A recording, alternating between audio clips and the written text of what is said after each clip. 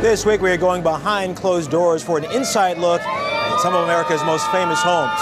We begin in the hills of Pennsylvania, where one of the nation's greatest architects created an inspired masterpiece. You can't have falling water anywhere but here. Here is the rugged but pristine Appalachian Mountains. Frank Lloyd Wright saw this natural rock, saw this creek, and built a house for the ages.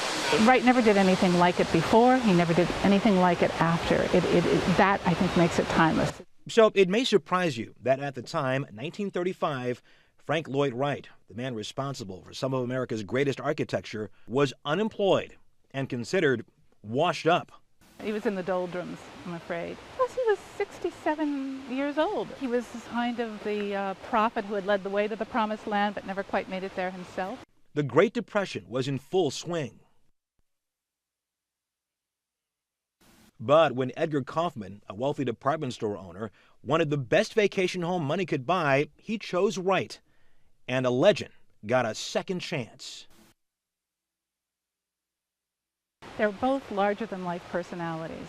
They both were ambitious, and they both saw an opportunity in each other to do something really extraordinary. These are home movies of Fallingwater taking shape. One burden Frank Lloyd Wright had was how to put all these terraces over the water without them falling into the water. Wright was so bent on keeping the natural look that he was furious when Kaufman went behind his back, ordering engineers to add reinforced steel. If they hadn't put it in, the building would have collapsed immediately, so thank goodness that was done. There was a great exchange between Kaufman and Wright that almost ended the project. From the beginning, Fallingwater was a showstopper, elegantly simple. It's not a house with a lot of closets. You're not going to have a great wardrobe in this house. You have to learn to live a little sparingly. You pay attention to what is important, to enjoy the natural world, not to be burdened by things. Ironically, the biggest highlight, this classic waterfall, you can't see anywhere from the house. Wright justified this scheme by saying that he felt that something as dramatic as the waterfall, if you could see it out your picture window on a daily basis, it would become very commonplace to you. It would no longer hold a sense of excitement and destination. So to see the waterfall, you have to hike for several minutes, reach a clearing, and then take it all in. That's one of the qualities of a masterpiece.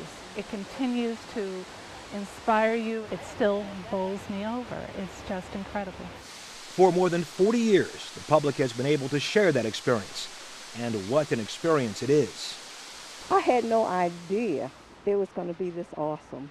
It's beautiful. The house is it's beautiful. And I love listening to people go, oh, wow, and getting their pictures taken in front of it, just like Brad and Angelina did. That's right. This was Brad Pitt's birthday present from Angelina Jolie, a trip to Fallingwater.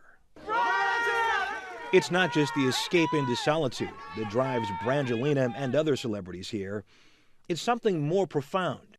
They have seen it all, but I think they're looking for what everyone looks for, is that exceptional experience, that chance to be dazzled again. Fallingwater has always been ready for its close-up. On screen, it sparkles. In real life, it seduces. I don't think there has ever been a building before or since that has so connected design with nature. It celebrates both the landscape and it celebrates the genius of man. Frank Lloyd Wright not only made his celebrated comeback with Fallingwater, he had a complete resurgence, designing many more classic buildings, including New York's Guggenheim Museum just down the street. And tomorrow we're going to take you to entertainer Wayne Newton's Las Vegas home, Danke Schoen. There is a lot of glitter behind those closed doors. Look for that tomorrow.